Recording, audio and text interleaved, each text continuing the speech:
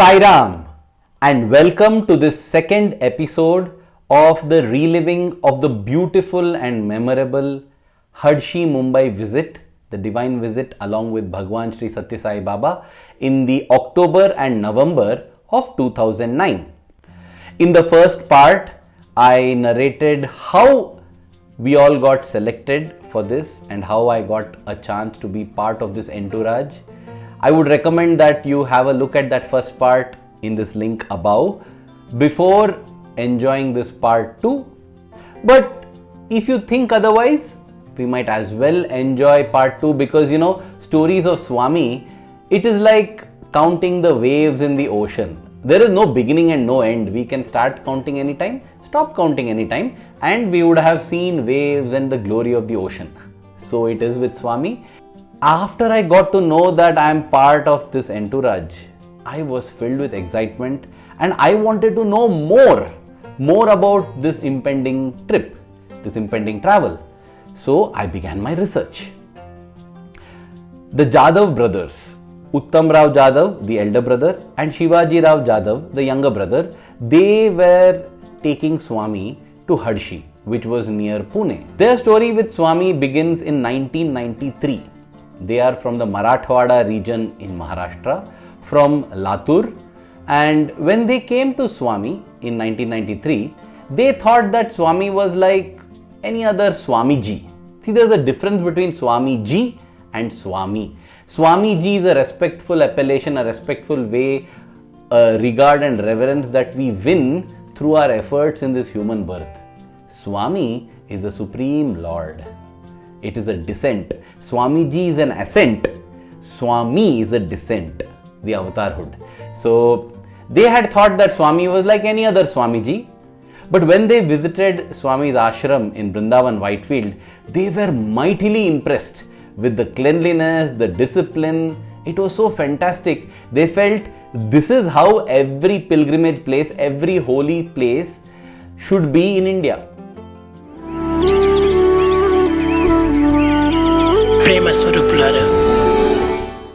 Maharashtra is the home of multiple saints and sages. Namdev, Tukaram, Jnaneshwar, so many, Eknath. And therefore, they felt this kind of discipline, this kind of cleanliness, this kind of systematic method should be there in all these pilgrimage places. In fact, that time they decided, hey, let us take Swamiji to our homeland. We should take him. All other Swamijis, they keep touring and traveling, and the Jadhav brothers thought this is how even Swami is, and so we will take him. Then they realized the amount of sadhana that goes to get the Lord, because the Lord is the greatest gift. The greatest ultimate gift of the universe is God, and therefore Swami waits for us to understand and realize the value of what we are getting before giving that. The Jadhav brothers now happened to meet Mr. Shivraj Patil, who was then the Speaker of the Lok Sabha, or the lower house, the House of Commons, the House of the People, in the bicameral parliament that India has. He was the Speaker, a very influential and powerful personality, but most importantly, a humble devotee of Bhagavan Sri Sathya Sai Baba. In fact, in the later years, Swami released a Bhagavad Gita written by this devotee, Mr. Shivraj Patil. Now, Mr. Shivraj Patil also happened to be from the same region, and so they said, sir, we should do something and get Swami to Marathwada region. We will help in arranging everything. See, the Jadhav brothers were business people, and suddenly, interestingly, their business had boomed and they were doing very well. Whenever we wish to do anything for the divine, we will be given all the resources from the universe, because the universe always wants to support divinity, right? God wants to support goodness. So as long as we have selflessness and noble desires in our heart, everything that we need to achieve that will come by itself. The Jadhav brothers had been well endowed by God, especially in the previous few years, and they promised Mr. Shivraj Patil that anything that necessary that we are ready to do, but let us get Swami to Marathwada. And thus began prayers. Tragically, that year in 1993 September, there was a massive earthquake that struck their homeland, Latur. Houses were devastated, thousands of people lost their lives, and many more thousands became homeless, they lost their living. Very devastating the earthquake was. It was nearly about 7 on the Richter scale. And they used this as an excuse and they said, Swami, you should please come and sanctify and bless that land, the people need you. Swami said, yes, the earthquake, more than the belongings and the homes, it has taken away hope and faith of people. I will come there. I will surely come. That is what Swami promised them in 1993, and thus began preparations on a large scale, and the preparations took many years. But at the turn of the century, by the year 2000, things were manifesting, and the Jadhav brothers felt that the time was now ripe to invite Swami. And so around 1999, they went to Swami along with Mr. Shivraj Patil, and everything was told to him. In fact, in Latur and Chakur, they were building a beautiful mandir of Bhagavan, a Shiva temple, but for Swami. And Swami was involved in every aspect of its construction. Here's one interesting anecdote to show the kind of faith these Jadhav brothers have and the respect they have for Swami. During a Trai session, Mr. Shivraj Patil showed the drawings of this mandir that was being built to Swami, and Swami just casually asked him, what is the capacity of this mandir? And he said, Swami, I think 5,000. And Swami said, 5,000, very good, very nice, let it be 5,000. The fact of the matter was that mandir had a capacity of only 2,000. It was a slip of the tongue by Shivraj Patil, but the Jadhav brothers said, Swami has said 5,000, we will make it 5,000. Additional capacity was added, additional floors, stories were added to this mandir, and therefore it became a mandir that could hold 5,000. Later, even that would prove insufficient when Swami actually visited, but that is another story. So, in this way, Swami was involved, and they finally came to Swami and said, Swami, next year, another 12 months, it will be ready. Swami said, no, not 1 year, 2 years. They said, no, Swami, it's all on track. It will be ready in 1 year.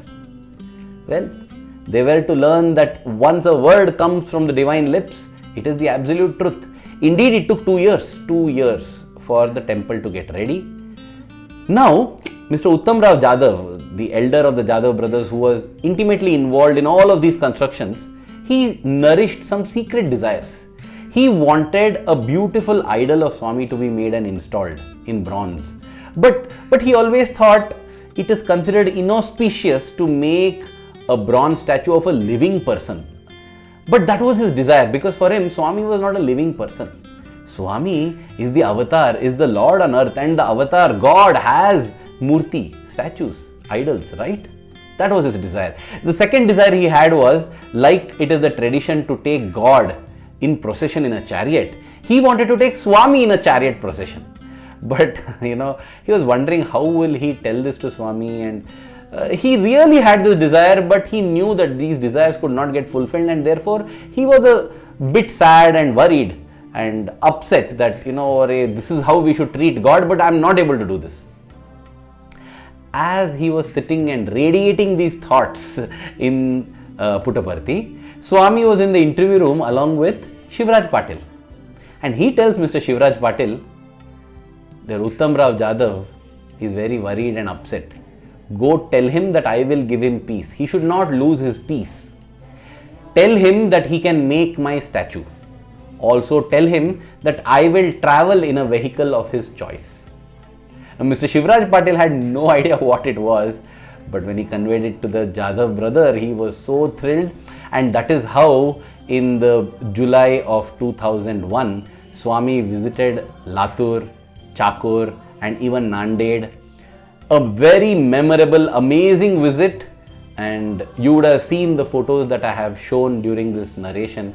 Those are all photographs from Bhagavan's visit to these places in the Marathwada region, and Swami blessed the Shiva temple that had been built, the Shivalayam. All these photos are thanks to my father, who got the chance to travel there as part of the Sathya Sai organization in Maharashtra, and he took all these pictures. I'm grateful to Swami for the opportunity. I'm grateful to my dad for having taken these photos, and that is how I got updated on the history. And now the younger Jadhav brother, which is Shivajirao Jadhav, he had come up and he had taken the initiative to build this Pandurangakshetra, which translates as the field of Lord Pandurangakshetra. Interestingly, Pandu in Sanskrit and Marathi means white, and Ranga means color, white color. Kshetra means the field. So Pandurangakshetra also can be translated into English as Whitefield. Another Vrindavana, another Whitefield ashram for Swami. This is about 40 kilometers from Pune, and having built this Pandurangakshetra, he wanted Swami to visit there and bless it, and Swami had agreed.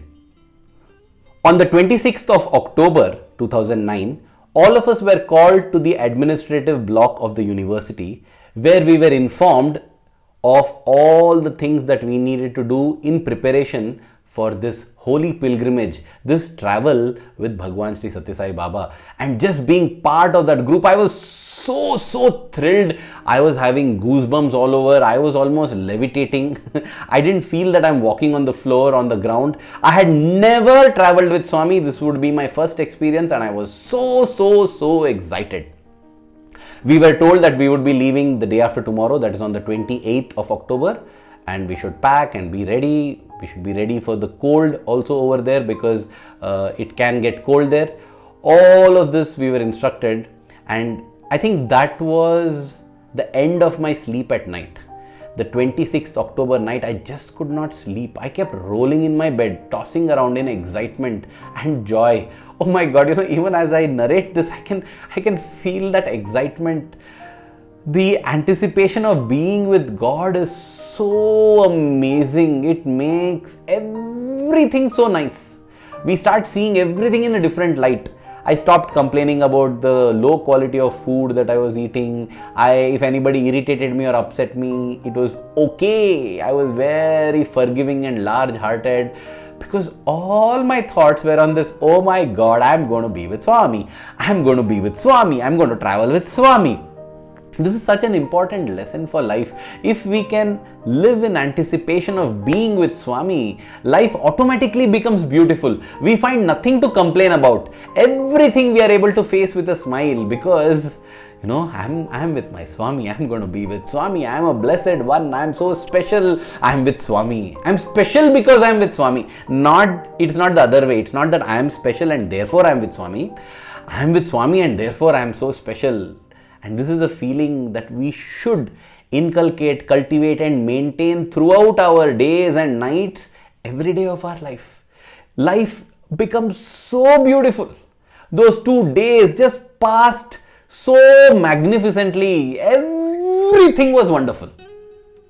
And then came 27th night. I'm barely able to sleep. Not able to sleep, not feeling like eating, nothing. You don't feel like indulging in any of the worldly joys that otherwise give you delight and happiness.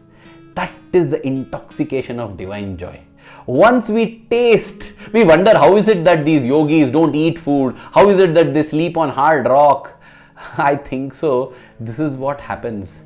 Getting a taste of the divine joy is such that all the worldly joys pale into insignificance, and that is why we should keep yearning for it. Swami, let me always remember that I am with you. Let me always remember that you are with me. Let me feel your presence every moment of my life. Let my love for you keep growing every passing moment. This is what we should remember always. Came the 28th morning, got up early. Got up means I jumped out of bed early, had a bath, fully prepared. I was packed up with my camera and other equipment. Wow, I had cleaned my camera. This is my, I kissed it. This is my sadhana. The sages have their japamala.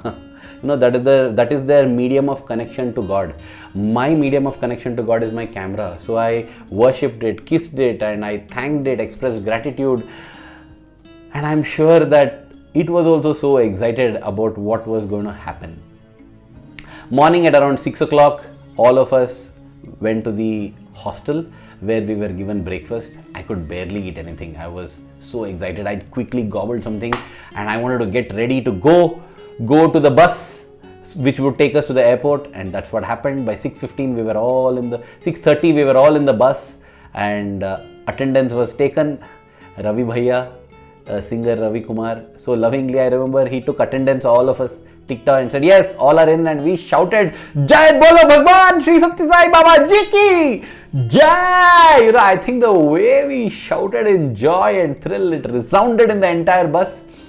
And then we went to the airport, and yes, specially counters had been set up to check us in and do our security check, baggage check, everything.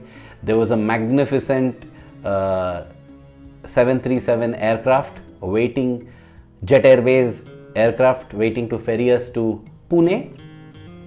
We all went and took our seats in the aircraft. Now, as we took our seats, I mean, there was nothing like we could take any seats which we wanted because the entire aircraft was for us, and we were barely about 20 to 30 of us students and teachers whom Swami had chosen. So we went and took whatever seats we liked. Something interesting happened here. I saw my mobile phone. You should remember that this is 2009, so nothing like smartphones were not there at all. Mine was a normal button phone, a Nokia phone that I had. I noticed that the memory chip was missing. So you see, those days we didn't have enough storage on our phone, so we had to add an additional add-on memory card in which we would store the photographs, the half megapixel photographs that the camera of that phone would take, and the audios that we wanted. I noticed that that chip was missing and I wondered, where did it go? Then I remembered while running to board the aircraft, my phone had fallen off from my pocket, and so I went to the tarmac. What is the chance of finding a small 1mm or 2mm size chip on a tarmac? And guess what? I found it, and I was so happy. I put it back in and entered the aircraft again. Why I narrated this is, how did I know that my memory chip was missing? I knew because my wallpaper, my screensaver was Swami's photograph, and that photograph was not there. I was wondering what happened to Swami. So I tried to get back and it said that there is no image like that. That is when I realized that, oh, memory card must have fallen off, and I went and located it. I just felt, dear brothers and sisters, that in life also, if we make Swami our wallpaper, if we make Swami our screensaver, what do I mean by that? We do so many activities throughout the day and night at times. When we do that, we should pay full attention to the action and the activity that we are doing, because Swami says duty is God, work is worship. Yoga karmasu kaushalam. True yoga is being perfect in our action. But once the action is complete, just like on the laptop, on our computers, when we finish work, it immediately, and when it's idling, it goes to screensaver mode. And in the screensaver, we have Swami. Same way, instead of idling, because an idle mind is a devil's workshop, we should go to screensaver mode. That is Namasmarana. Think of Swami's name, think of Swami's form. When we do that, we are automatically notified of the problems in life, and we will find a solution also. Just like I got to know that the card was missing, and I found the card as well. Having Swami as our screensaver is definitely a lifesaver. And then came the announcement that Swami is coming. Oh my God, all of us craning our heads out of the windows. We saw Swami's car arrive, and I decided that, hey, you know what, I'm going to start my photography right now. I fixed my camera, put on my lens and started taking photos. Swami came out of the car. There was a special vestibule lift that had been prepared, and Swami was raised to the aircraft, and Swami was wheeled into the aircraft. Oh, such a joy to see him from such close quarters. And I began to take photographs, and all the airport crew, everyone wants a chance to touch Swami, be close to him, take Pad Namaskar. See, dear brothers and sisters, when Swami is traveling to Hadshi and Mumbai, of course, it is to bless the devotees there. But it is not just for the devotees of Hadshi and Mumbai. It is not just for the devotees who are there along with him in the aircraft. It is for every being, sentient and non-sentient, that Swami comes along, just like Rama blessed a boulder that became Ahalya, he blessed the monkeys, he blessed the squirrels, he blessed the bears, he blessed so many people. That was the reason why he had to go in exile. Not just to, not just because of a woman feeling jealous that my son is not being king. No, that is just an excuse. So too, everything is an excuse. The Lord has to bless the devotees, inanimate and animate, and that's why possibly that aircraft too had done some punya. Just like the Govardhanagiri, the mountain which was being plucked and transported to build a bridge for Rama, was put down because the bridge is ready. The mountain began to shed tears and Rama said, don't worry, I will come and bless you soon. And so in the next avatar as Krishna, he came and picked up that very mountain which was Govardhanagiri. So too, we don't know which metal piece, which carbon atom, which oxygen atom yearned to be with the avatar, and Swami had blessed all of those atoms, elements and compounds to form this aircraft, and Swami was getting into it. That is how I see it. Swami came and sat, and all the crew members, everyone came to Swami, took namaskar, and I was taking photographs, and Swami was looking so radiant. Like, he was having a childlike excitement about him. I asked Swami, can I take a photo? Only of you. And he didn't say yes, he didn't say no. He looked and smiled. Oh, what a beautiful smile. I took that silence as yes, and I clicked the picture. And soon it was time for takeoff. So we had to go back to our seats. And as the plane began taxiing down the runway, we could see that outside there were so many people waving to us, not to us, to him. Every bit of respect, love, affection that I receive, that we receive, is just what comes to us because we are with him. And then the protocol, right? They give the safety instructions. And so there was this person standing and demonstrating how to wear the seat belt, what to do when the plane is flying and there's a shortage of oxygen. He said, if there's a drop in cabin pressure, these masks will drop down by themselves, take and start breathing. I was just wondering that here is the Lord. Right beside him, was Swami. The Lord who has filled oxygen in all our lungs. But he is participating in this beautiful drama. It was also evident that this person who was doing it, right, he was a little bit nervous. Naturally, the presence is so overpowering. And then he said, if there is an unlikely event of landing on water, the seat itself acts as a flotation device. You can do this to keep afloat. And yet I was thinking, oh, here is a person who helps us across the Bhavasagara, and we are telling him about this Sagara or the ocean. The ocean of life itself, he takes care that we are afloat. Don't worry, we are in safe hands. These were the thoughts going on in my head. Soon we were airborne, and it was a great feeling in the skies with Swami. Oh, just the thought. The beautiful thing about these memories is that years and years later also, when we just think back, the same joy wells up in our heart. Not just my heart, I am sure in all your hearts as well, as we listen to his stories and glories. As soon as we were airborne and it was fine to take off the seat belts, everybody in the cabin crew is rushing towards Swami and they want a photograph. And they didn't have cameras and all that, so with their own mobile phones they were clicking. And as I said, 2009, what kind of mobile phones existed? They were not high quality pictures. So I thought, let me help them. Let me take photos with my camera. And I took my camera, went and started clicking pictures. In that process, I got into the first class or the business class cabin area where Swami was seated right in the front. See, dear brothers and sisters, whenever we get thoughts of serving somebody else, right, we automatically go closer to God. And not just me, I told even Sai Prakash, the video camera brother, right, who was with me, I told Sai Prakash, come, let's go. So he also came and he was behind me, I was in the front, and we were taking photos. From behind Swami, I was taking photos of Swami interacting with these crew members. That is when GV sir, our director, the director appointed by God for Radio Sai Global Harmony, the name is now totally changed and it has been revamped, but Radio Sai, he was the director, and he has given us a lot of training and coaching in photography as well. So he got up and told everybody, hey, shut the windows. There's a lot of backlight. I was so grateful to him for that. So everybody, all the elders and VIPs who were seated there, everyone shut the windows so that there would be no backlight. And Swami looked at him and he said, Swami, photograph will come better that way. And using that opportunity, I went and positioned myself right in the front so that I could get good photographs. And that's when I managed to click the whole cabin as well. This photograph, so beautiful. Everyone buckled up and ready to go travel with Swami. Swami looked at Sai Prakash and asked, why no flash for you? He said, Swami, it's a video camera.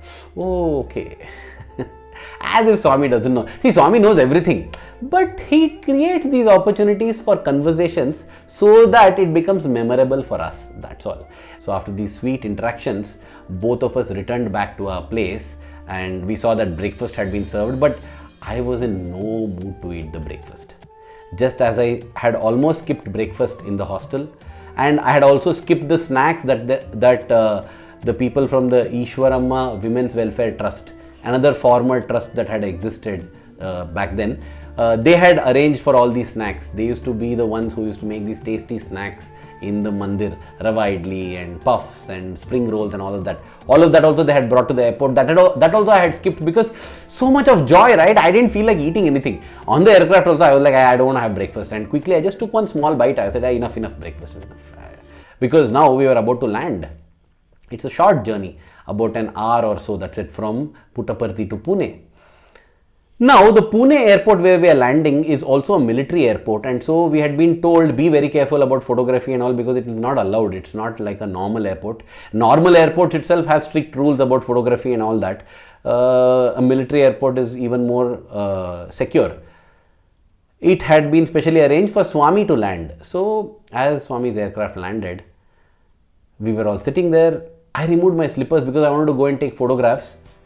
Out of the window, I saw Mr. Shivraj Patil and a plethora of the who's who, of Maharashtra. Everyone had landed up. Everyone wanted Swami's blessings. So both me and Sai Prakash quickly got out of the aircraft from the back door, rear door, and we went to photograph. When we were stopped by a security person, he said, no photography, no camera, go. Very calmly, I told him, sir, excuse me, I know you are the security personnel for one of those VIPs over there, I am sure. But we are the photographers for the VIP, the very, very avataric person, the most important being over there. And all your VIPs, whoever he or she is, will want a photograph with Swami. And when they ask us why they don't have, we will tell him that because you prevented, what's your name? Okay, you prevented us, that's why we couldn't take. Then he said, but sir, he already toned down. But sir, I have been told not to allow. I said, yeah, you do your duty, but I just told you what's going to happen. He said, oh, okay, fine, one of you go then. At least both of you know, one of you go. Now, it had to be either me or Sai Prakash, and I decided let Sai Prakash go because he's having the video camera. And they say a picture is worth 1,000 words. And a video is a moving picture. It is worth 1,000,000 words possibly. So I felt it's better for history that he documents. So I said, let Sai Prakash go. And he went in and that's it. It was mobbing, crowding. And I was on the fringes, on the edges, trying to see where I can get an opening to click photograph. The whole crowd moved away from the aircraft towards the airport. And I also moved along. Suddenly, Swami's car was there. Swami got into the car. Swami left and the security jeeps were there behind, into which Sai Prakash got in and they left, and the convoy just zoomed off and I didn't know what I could do. I was just stuck here. I am neither near the aircraft. Everyone has vacated the aircraft and gone somewhere. I don't know what happened to my slipper. I have left it on the aircraft. I am barefoot here. I am neither in the convoy nor in the aircraft. I am stuck. I don't have money with me. I have just got a camera hanging around my neck. Wondering what should I do here. I was looking around left, right. There I saw Mr. Ramesh Sawant, the state president of Maharashtra, Sathya organization. He was getting into a car. So I went near him and said, what's happening? I got to know that Swami would be traveling first to the residence of the Jadhavs in Pune. And over there, after blessing the family, spending some time at their home, Swami would be traveling to Hadshi. In the meanwhile, all the boys and the people who are in Swami's entourage would directly go to Hadshi in the bus. And now Sai Prakash in Swami's security vehicle had gone to the Jadhav's residence. So this is what I got to know, and I was stuck here. I was neither going to Hadshi nor was I going to the Jadhav residence. I had no clue what to do. So I told him, yes, I'll come with you. He said, okay, come. I'm going to Hadshi. Oh, he's going to Hadshi. Okay, fine. I was thinking. Even as I was thinking like this, I saw another car into which Mr. Uttamrao Jadhav, it was an Audi car, an SUV, a huge car, into which Mr. Uttamrao Jadhav was getting in. So I told, uncle, 1 minute, and I ran there. I ran to him, barefoot on that hot tarmac. It was in the afternoon by the time we had landed. It was around 12 o'clock, 12:30. So I went and knocked on the glass, and he lowered the glass. He instantly recognized me as that photographer on the plane. So he said, what do you want to do? You want to come with me? I said, yes, please. He said, I'm going home. I said, yeah, sure. So I got him. He's going to his house. So I'm going where Swami is. So I was very happy. I got into the car. Now, as we were driving, he asked, so who will be there to take you inside? Take me inside where? Into the home. Don't you know there's severe security there? It's a full security cordon there, and I don't know if you can get in. I said, I don't know. Then he said, you don't worry, wait. He opened his bag, took out a badge and gave it to me and said, you wear this. I saw, and on the badge it was written, family. It was a badge being given to the family members of the Jadhav so that the security people don't stop them. I felt in my heart, when we are with God, the whole world becomes our family. That is an experience that I have felt many, many times over and over again. Dear viewers, dear readers, dear listeners, every one of you, so much love I receive from all of you. I feel that is Swami's love only pouring onto me, because that is what happens when we are with Swami. The whole world becomes family, and here Mr. Uttamrao Jadhav told, your family come. And that is how I could get through the security, pass the security and enter the house. And as I entered the home, I saw Sai Prakash standing in one corner taking the video, and I went and stood near him. What happened next is something so memorable. I would like to spend a little time on that, and therefore I will keep it for the next part. I hope you're enjoying this travel along with me.